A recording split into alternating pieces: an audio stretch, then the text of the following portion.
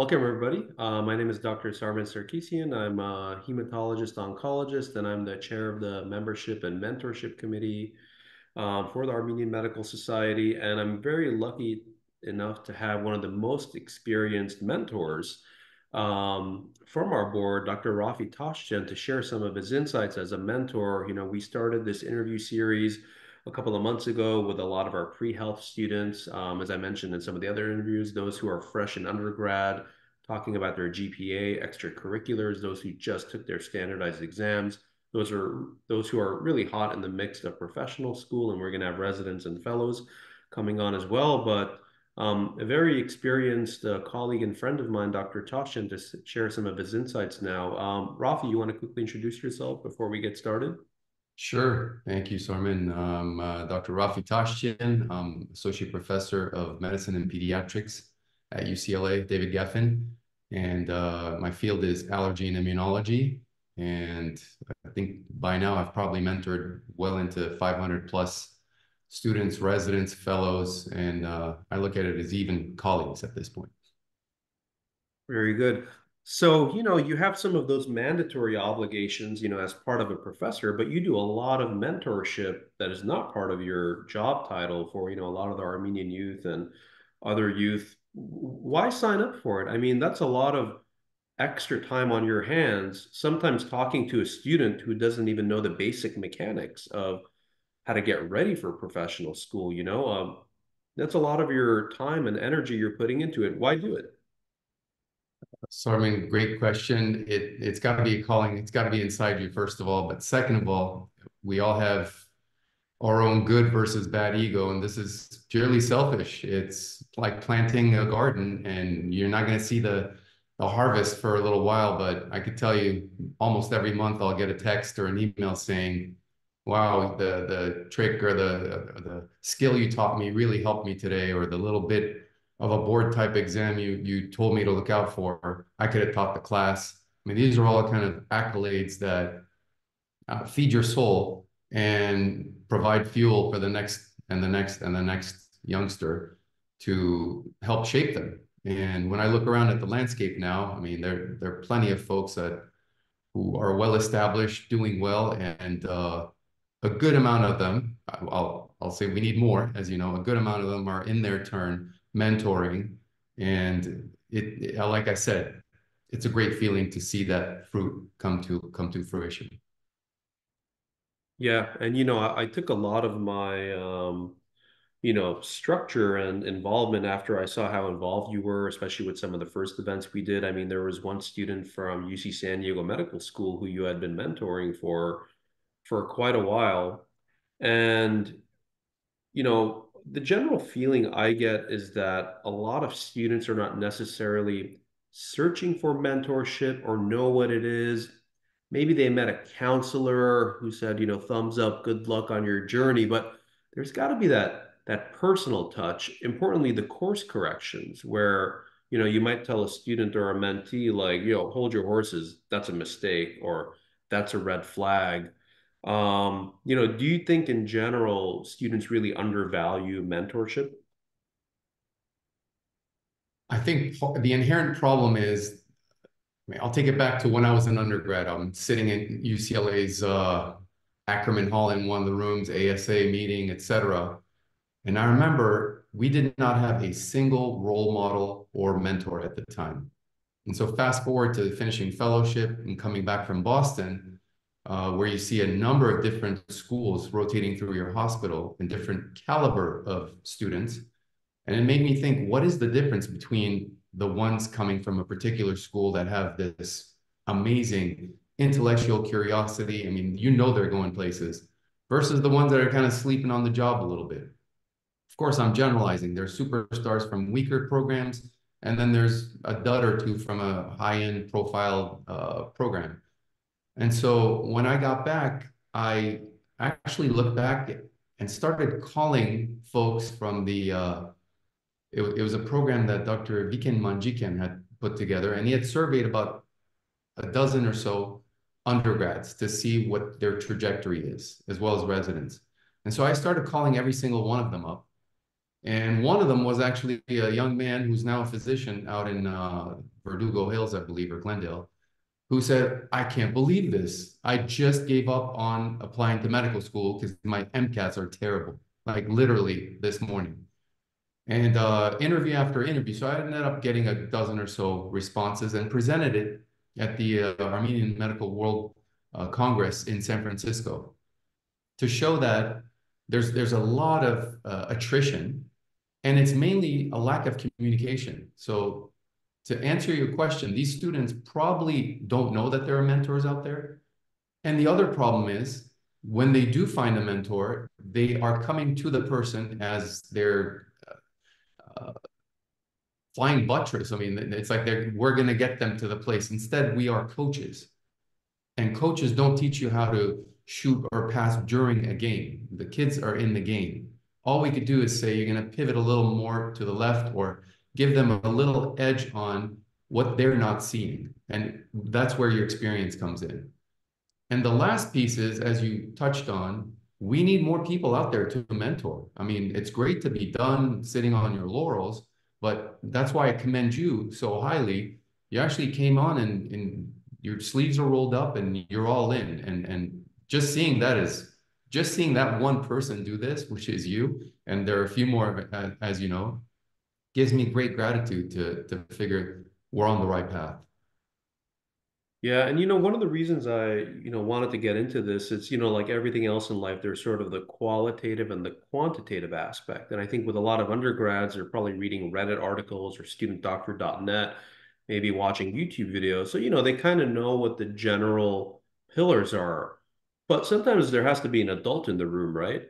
Someone has to go out there and say, what do you mean by a letter of rec? You mean like from your uncle? No, you want it from somebody with these credentials. And you mean you're just going to ask your organic professor, your organic chemistry professor, for a letter of rec when you're ranked number 74 in the class? And surprisingly, a lot of students I've spoken to, they don't know how much weight to put on each of these variables. So, and I think social media can be very misleading in the sense that if you're just reading Reddit, it's probably like a Pareto distribution. It's the same 20% of people writing 80% of the articles. So it could sort of be this like echo chamber. So, but then again, just very recently, I listened to an undergrad tell me that he's ready to apply for medical school, hadn't taken the MCAT. And I asked, okay, which class are you taking? And he replied, what class? I said, you're taking a prep class, right? About 90 some odd percent of people have taken the class. He's like, no, I was just going to take it. I'm like, how are you scoring so far? I haven't really taken the practice test yet. I said, you are not applying for at least another year. I told him you're signing up for the class, you're taking the practice test or your starter test in the next couple of weeks before you do anything. And then another student had told me about the recommendations he gave another student, which was, why are you taking the calculus-based physics? Take the easy one. You don't need it. And I turned around and I told him, who told you that? You're passing on a recommendation to another student based off what? And he looked at me flabbergasted. So this is sort of the conversation space that a lot of people are in.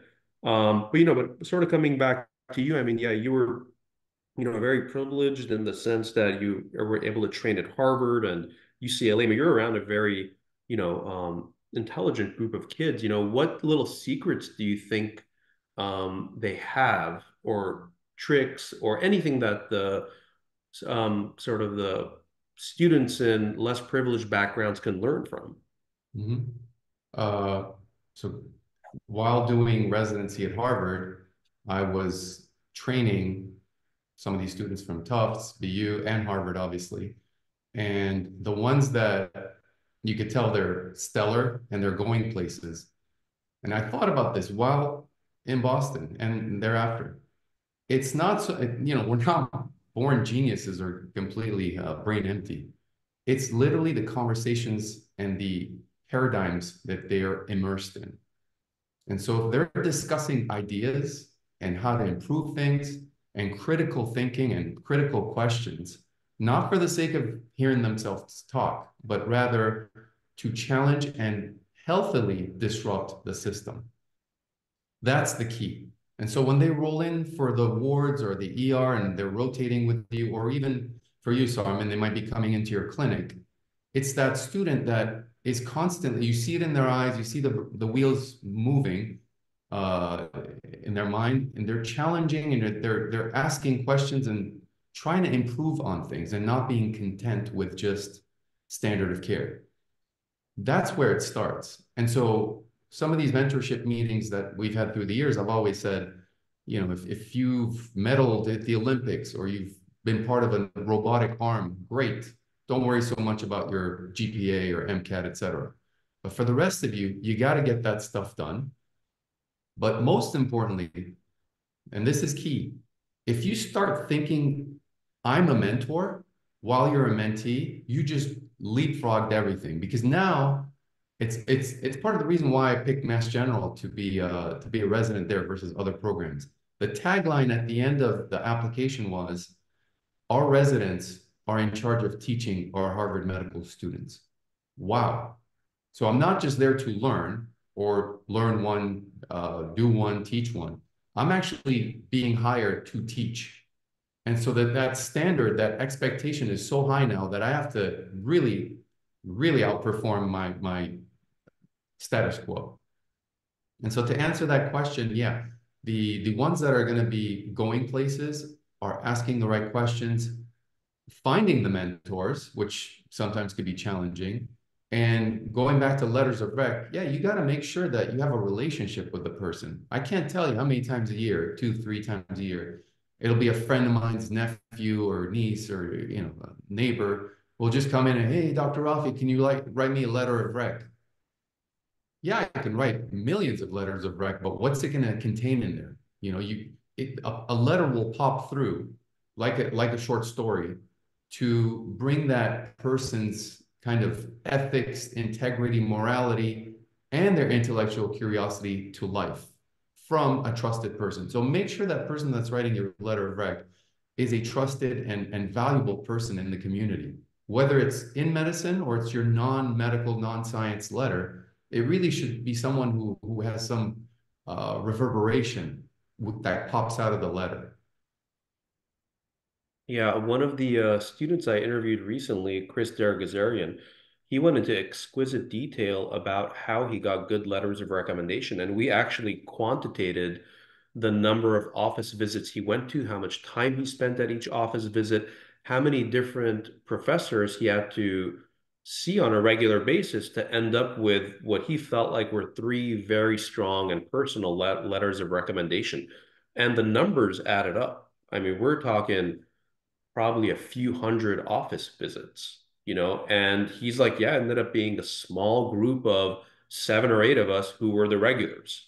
And we knew the TAs, we knew the professor by first name. He knew us very well by the end, but it was dedication. It wasn't like he sprung up and said, hey, by the way, I got a A+ in your OChem class. And the professor was like, who are you? You know? Or let me put it this way. If you think your letter of recommendation writer will then pick up the phone, not that we do that, will pick up the phone and go to bat for you after the letter, that's a good person to bug. And obviously someone who's got the credentials. So you said organic chemistry. I mean, think you're sitting in a class of 500 people, especially at UCLA. How many people are asking that professor for letters of rec, and how different and unique is that description going to be of you? You got to have that kind of in the back of your mind. Versus you spent a summer, you got your name on an abstract.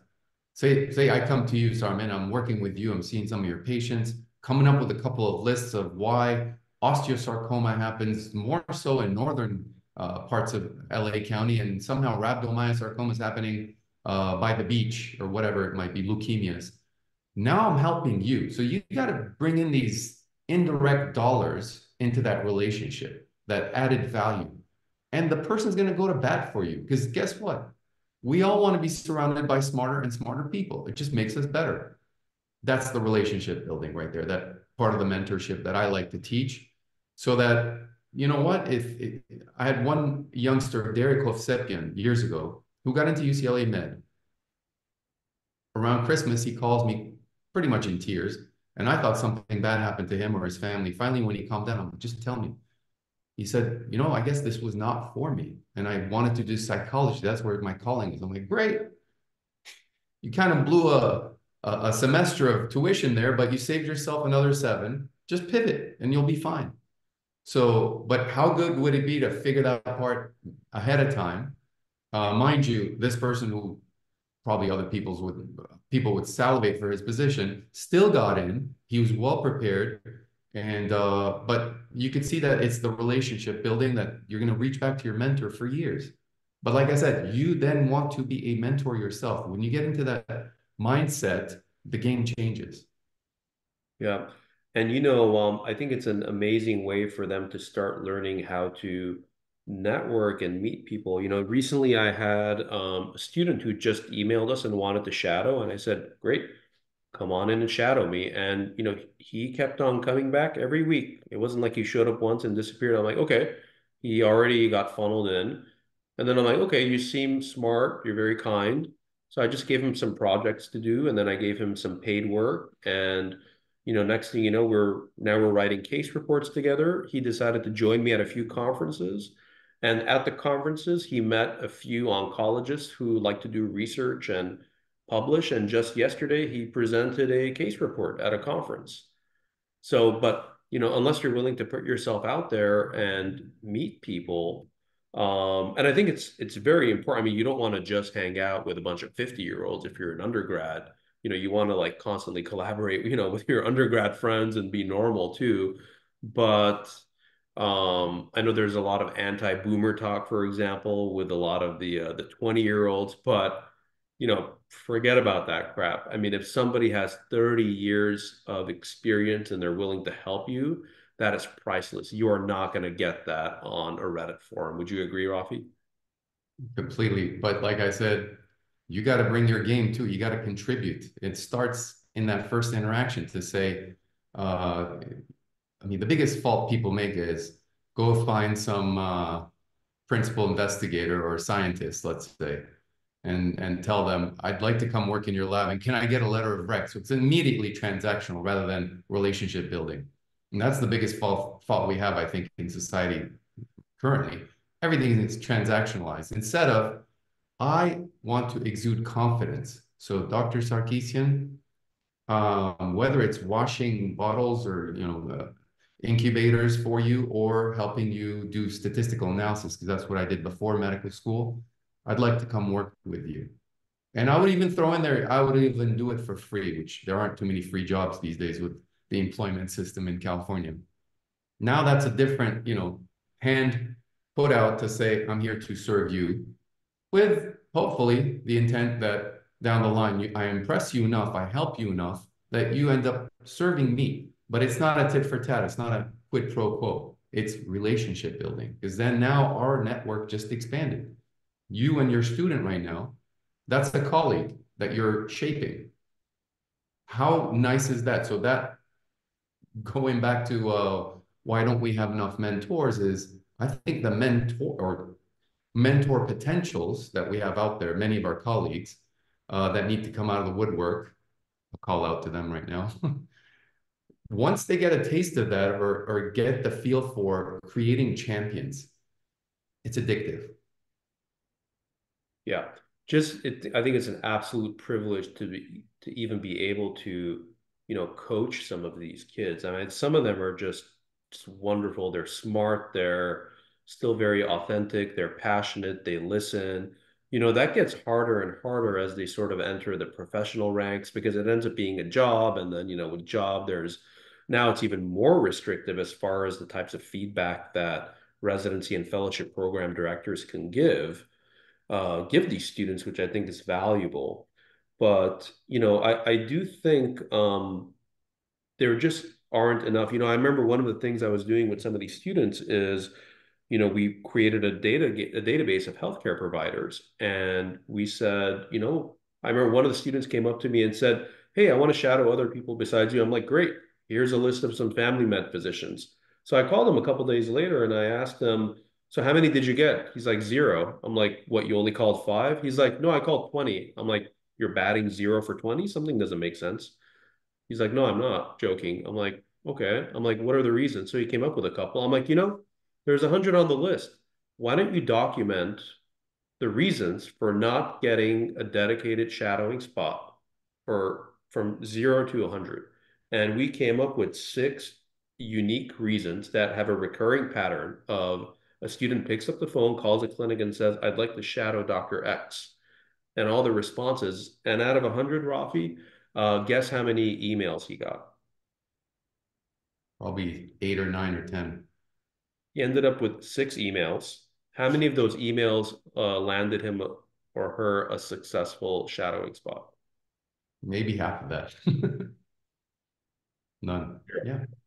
So I had to pick up the phone and make a few phone calls, and but it just goes to show a lot of physicians are just not interested. They see a student as being in their way, or the worst is, oh, I'm past that phase in my life. There are no phases in your life. That's like pretending you were never a student one day, you never stressed one day. This like notion that, oh, you just had it easy and you never broke a sweat is just nonsense. So sort of give back to the universe what the universe gave to you, correct? Totally, but give back in an area that's passion that makes you passionate. So when I was a freshman, my he was like my big brother, Arden Pataputian, who won the Nobel Prize a couple of years ago. And I'd look at him, and as miserable as I was commuting to school, 2 hours of parking on Kelton or Sepulveda, and I got to run back down, change the spot. I'm looking at this young man like he's just come out of war-torn Beirut, barely making rent, and yet he's so dedicated to his field. And by the way, he got accepted to medical school and turned it down for the PhD, mainly for financial reasons, but I think primarily for that was his passion area. He just didn't see himself treating patients, but rather discovering things. And by the time he was done in his 5th year, he was undergrad researcher of the year. Okay. Someone who showed up 3 years before, and the Drosophila gene picture, microscopic, was actually now the cover of the molecular cellular biology and developmental biology book. How quickly that happened baffles everybody because, as you know, by the time you discover something, it goes through the journals, publications, then probably takes 10 years to make it to the textbooks. But this is how important his work was. And look at where he is now. And so to me, there are no excuses. We are all privileged. And the last mentorship meeting that we had with the youngsters, their anxiety level was off the off the hook. I remember some are fidgeting, etc. We took a VAS score at the spot, Mhm. and their anxiety and discomfort levels were above 7 for every single one of them, and they were below 3 by the time we were done because I said one simple thing: you are all in the game. There are individuals right now around the world that are in war-torn areas, poverty. You know what they would do to just be in this country. Never mind that. You've got a seat in an auditorium with other colleagues, with class A professors teaching you. Wake up, smell it. You're part of the game. So you got to perform now. Yeah, I absolutely agree. And you were mentioning, I mean, just being able to be around someone who becomes a Nobel laureate, not for the aura of it, but this person's, I mean, I obviously haven't met him, but the skill sets he would bring to the table, the unique ways they approach problems, the way they power through, people are lucky enough to be even around these people and learn some of these subtleties. And I think that's what makes a mentor very different from some of these like for-profit counseling programs they have that help you guide your med school application. I remember I went on one of their sites and it's essentially pay to play. How much money do you want to give this company and how many hours of like application prep you get? And it seems like people can easily rack up like a $10,000 bill. Um, No, in you and fact, I, we're a disinterested third party. We're interested, culturally, but we're not here to profit off a student. We have no services to sell. We genuinely want these students to do well. And sometimes that means giving them the course corrections. Like recently, I had a student tell me, Yeah, I want to start volunteering and I'm going to do it at Kaiser Medical School. And I said, what about UCLA and USC? And the response was, well, what difference does it make? And I told him it makes a big difference. And I think you should listen to me on this. And, you know, they listened. But again, they were just kind of going off their own internal ebbs and flows. And I have nothing to gain by telling him that. But that's those little course corrections could have multiplicative factors. Very important statement you just made. It kind of the parallel to that is using Waze. And if everyone's using Waze, guess what? That's the path that's going to be the busiest. You kind of want to go counter. And personally, I've always been kind of against the grain, and found my success there in not always doing what everyone's doing. And those pay to play programs, you're right. You're not individualized. It's not precision kind of medicine. It's not uh, tailored to you. That's where the mentor comes in, obviously a good mentor. And to make sure also, like, you don't have the example of that young man I told you about, where you're pigeonholing yourself to be a cardiologist just because everyone else in your family thinks they're God. But rather you might want to be a psychologist or a pharmacist, etc. So that pre-health piece, you got to first envision. And one of the best ways actually is, can you see yourself working with those types of people? Are you one of them? Because I thought about doing orthopedic surgery, et cetera, but I just could not stand being in the operating room. And I thought I might end up in like verbal fights or something, because I like to be a team player. And, whether it's ER, surgery, it's a different mindset. And I got great friends in those fields. But to me, it was pediatrics first, because, I learned more from kids than sometimes adults. And then allergy and immunology, because when I was going into the field, many of the treatments that we had were experimental. They had numbers.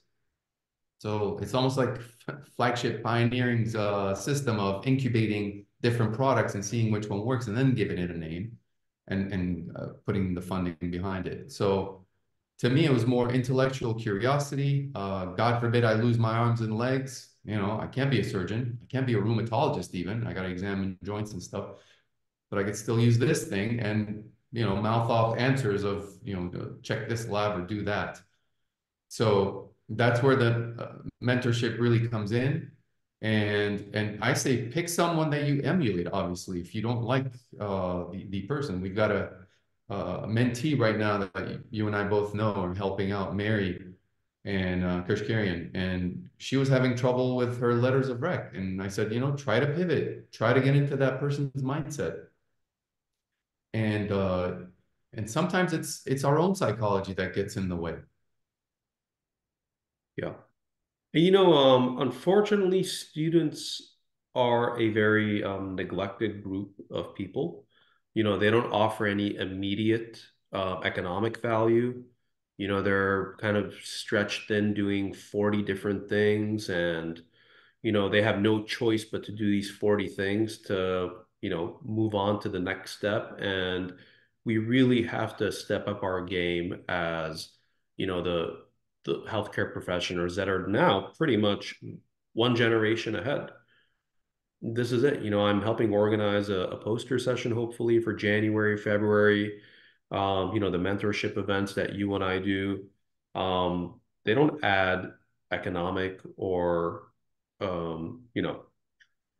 monetary transactional value to our lives, but, spiritually, we're doing what, God's telling us to do. You just do it.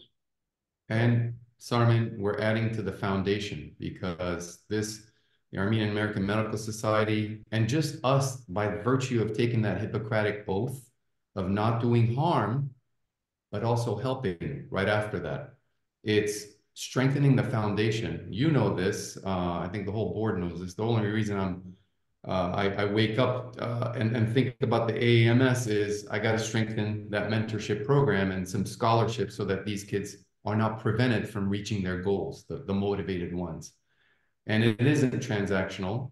It's pure joy making. And then when you see this, like I said, it's a little garden. There's nothing for months, and in my case, for years. The first few mentorship programs I held, there were no MDs. There was a pharmacist, a laboratory person, Zora Bostanian Angel, who still tries to help to this day, and his son's my mentee now. And then slowly but surely, it started picking up once some of our colleagues started seeing success stories. And we keep building on that. And I got to give you kudos for starting to really quantize or quantify some of the leaps or what we should do more of. And just as importantly, not to do certain things that are not going to be eventually fruitful. And I'm going to add one last thing. You mentioned about the letters of rec or scores, GPAs. Sometimes it's as easy as going and doing a neuropsych test because you might have a block somewhere, whether it's expressive, processing, etc. And for me, I almost did that until actually a neuropsychologist friend of mine, who was a member of the medical society, Talin Babikian, looked at my score grid for my practice exams for boards and said, my goodness, look at the pattern here. And I had not noticed it. It was all A's and B's. And she said, you know, I know you, you're easily pleased and you're a people pleaser. So stop being that person. Be a complete animal beast at the edge of your seat and finish every answer before committing yourself to it. And surely things improved. And that's a neuropsych trick that she had. So sometimes I'll send some of my mentees, just like some of my patients, when they're stuck on something and it just doesn't make sense and they're right. That's all it takes. You need that extra special teams coach, as I call them, to come in and say, you know, your kickoffs are going to the right, you know, adjust for the wind. You're going to get it right this next time. Yep. Very good. Well, Dr. Tachdjian, I really appreciate your time. You're very busy and very dedicated to the cause. I want to thank you again for your time, and for anyone else listening to this, please watch the rest of the video series. Even if you're 25 years past these students, I think it'll be a really nice refresher to see how passionate they are, how they're in the thick of it, and each of them bringing something really unique, whether it's how they really aced their MCAT or how they got almost a perfect 4.0 or how they got their letters of rec. Each one's bringing something to the table. So don't undervalue them just because they're students. So, and for the students, go find a mentor. And for the lazy healthcare providers, go be a mentor. Very good. All right, Raffi. Thank you, Thank you Sarmen. for your time. Good luck, everybody.